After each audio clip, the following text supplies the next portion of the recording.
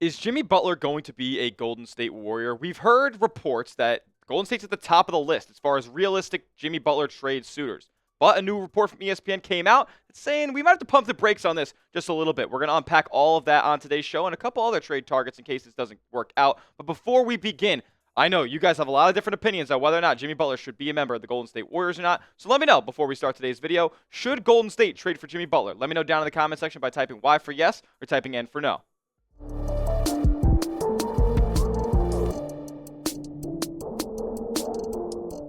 What's going on, Dub Nation? You're watching Warriors Today by Chat Sports. I am your host, Tyler Smith, and on today's show, we got a new Jimmy Butler trade update. Yes, the saga continues. Will he, won't he be traded? We're going to unpack all of that today. Shams Charania of ESPN had this to report. He said, this is exactly where it is. The Heat are open to listening to trade offers for Jimmy Butler. We knew this, right? That's what sources said to me last week. That remains the case. There is no urgency, though. He's on a $49 million contract this year. He has a $52 million player option for next year. They don't really have much fear talking about the Miami Heat. Let's say he goes into free agency. They're not that fearful that there's a team out there that's going to be willing to give him the money that he's asking for because there's only a few teams with cap space. So who's out there to give that to him? They're confident with where they're at. And this kind of all stems from Shams and Jimmy Butler's agent kind of beefing a little bit on the Twitter in the Twitter sphere. Just a couple of days ago, as Jimmy Butler's agent was saying that the Phoenix Suns were not, in this whole discussion, or Jimmy Butler's not even asking to be traded at this point from Miami. But Shams did say that this is a story that feels most confident that he's vetted the most in his entire career. So I'm going to believe what the number one NBA insider right now in the world has to say. He also links Golden State and Phoenix as the top two destinations for Jimmy Butler. So is there going to be some sort of back and forth between Miami and these two teams on who's going to give them the best package? For one, I don't think either team is going to give a great package either way, but who knows? Miami's might want to get something for Jimmy Butler before they lose him for nothing. Hopefully, Jimmy Butler doesn't stall out in free agency and just keep holding out, and the only team that ends up being able to pay him is Miami, because it doesn't look like that he wants to stay there that much longer. Another report also came out, though, about Jimmy's impending free agency. According to Brian Windhorst of ESPN, he said that no matter what happens, whether Jimmy's traded or he is not, the player option of $52 million will be declined, and he will enter unrestricted free agency. So that kind of puts the Warriors in a weird spot, right? Like, if they were to make a Jimmy Butler trade, this would be taking a huge risk. He could not work out, for one, so the season be lost. And then you mortgage a ton of valuable assets that you have on this roster right now because they're going to have to give some up. And Jimmy Butler could just leave after the season is over. So it's a massive risk, but at the end of the day, Jimmy Butler is a guy who's carried a Miami Heat team to the NBA Finals twice, and he's been a playoff performer, and he's been somebody who can take over big-time games. And with the Warriors' current situation, when Steph isn't exactly on his A game, they're going to need a guy like that to be able to take the game over essentially by himself and really push Golden State over the edge. They don't really have that guy right now. Wiggins is playing great, but he's not this ceiling mover. He is a floor mover for sure. He's been fantastic this year, but Jimmy Butler is definitely a ceiling mover, as we've seen over the last couple of playoff runs. Before we get into anything else about Jimmy Butler on today's video, make sure you are subscribed to the channel because we're covering all the Golden State Warriors trade rumors all season long. Up until that February deadline, we're going to be your number one source for Golden State Warriors news, trade rumors, injury updates, watch parties, and so much more. And we're on the road to 71,000 subscribers. Go down below, hit that red sub button, turn your notifications on to all so you never miss a moment a part of this hectic and insane Golden State Warriors season. So the reason I said that this might be a risk that might be worth taking is because Jimmy Butler just had a nasty performance against the Detroit Pistons, where he had to play 44 minutes per game. And think about that. Jimmy Butler has to play 44 minutes a game against the upstart Detroit Pistons, when the Miami Heat were in the NBA Finals less than 2 years ago. And he puts up 35, 19, 10, 4 steals and a block, and he shoots incredibly efficiently from the field. Was 1 for 3 from three-point range. It's kind of like the mantra of Jimmy Butler, right? He's not going to shoot a ton. He's really probably not going to make a ton either. But this is a performance where Jimmy Butler's just doing a carry job, right? Like, he is putting the team on his back, blood, sweat, and tears. And guess what happened in this game? The Miami Heat didn't win. I feel like Jimmy Butler could be fed up with the situation right now. And yes, you can get these type of performances. I'm not going to ask him to get those type of performances. There's no doubt that Jimmy Butler can do that at the drop of a hair, right? Like, anytime you need him to go do that, he can go out there and do it. However, is he going to be able to do that on a consistent basis? That's my thing with Jimmy Butler. The consistency in his game is the issue. He's not even averaging 20 points a game this season. And, I'm not going to ask him to put up 39-point triple-doubles every single night, but can you give me 22 a game? Can you give me five 3-point attempts a game, and maybe you hit one, maybe you hit two some nights, and you hover around 35, 36%? Like, can you just give me that? Because over the past 10 games or so, like, he hasn't been that good. And Jimmy Butler, we heard from Shams Charania before. It's public knowledge that Jimmy Butler makes $49 million this season. You see some of these games, I don't want a guy on my team making $49 million and on a consistent basis, he's only getting up 12 shots a game. Some nights he's getting up less than that, less than 10. I mean, the game that he had against the Detroit Pistons was a total anomaly compared to what we've seen this season. I can't excuse a guy who's making $50 million only shooting less than 10 shots a game. That just can't happen on my team. Money is too valuable in today's NBA. The salary cap is too tight, and the rules are too restrictive. I cannot have a guy making $50 million on my roster shooting less than 10 shots a game. You got to be able to take over more on the offensive end on a more consistent basis. And you know who's doing that? My guy Andrew Wiggins, all season long, is shooting the ball efficiently, 40+% from three-pointer all year long, and he's averaging similar point per game numbers to Jimmy Butler. Yeah, he's probably getting up more shots per game, but that's kind of more of an indictment on Jimmy than it is on Andrew Wiggins. So in my opinion, with Andrew Wiggins' contract situation right now, it makes less than $30 million a year for the duration of his contract. 2 more seasons. Well, this one, the next one, and a player option. How is Jimmy Butler more valuable than Andrew Wiggins at this point? They both play elite defense. Wiggins is a good point of attack defender. He's great from the perimeter, and he's great working off the ball. Jimmy Butler's kind of a ball stopper in some scenarios. He pounds the rock. He's an ISO player at heart, and doesn't really fit in a typical Warriors offense. Now, we know we made the trade for Dennis Schroeder over the weekend, and he doesn't necessarily fit the Warriors offense, but that's something that they're going to have to adjust to, and they're eager to do it. If you add another guy like that into the mix, things would get kind of muddled, and you really will have no identity as to what basketball team you're going to play as moving forward. So I'm very, very hesitant on trading for Jimmy Butler at this point. If Golden State feels like it gives them the best chance to win, I'm going to believe in them in the short term, but I am very, very cautious on making a deal for a $50 million star that could walk a couple months after he's traded to Golden State. So, with that being said, on the next half of today's show, if Jimmy Butler doesn't work out, which, in my opinion, I don't think it's going to work out. I don't even think he gets traded at all this season, but if he doesn't,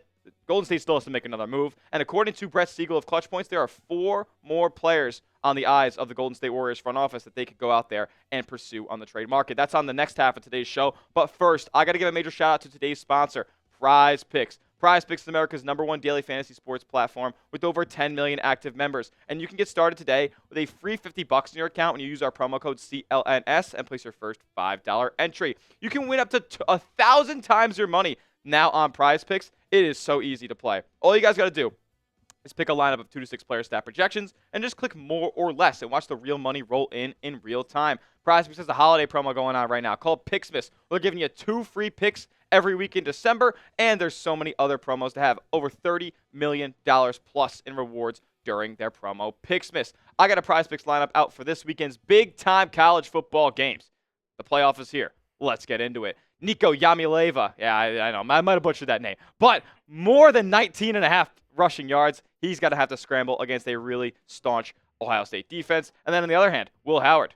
More than half a pick. I think Tennessee's going to swallow him up. And it's going to be a really, really tightly contested battle. You can take my picks. You can fade my picks. Just go and do it at Prize Picks. Download the Prize Picks app today. Use that promo code CLNS and get $50 in your account for free when you place your first $5 entry. You don't even need to win to receive the $50. It's guaranteed. Prize Picks. Run your game.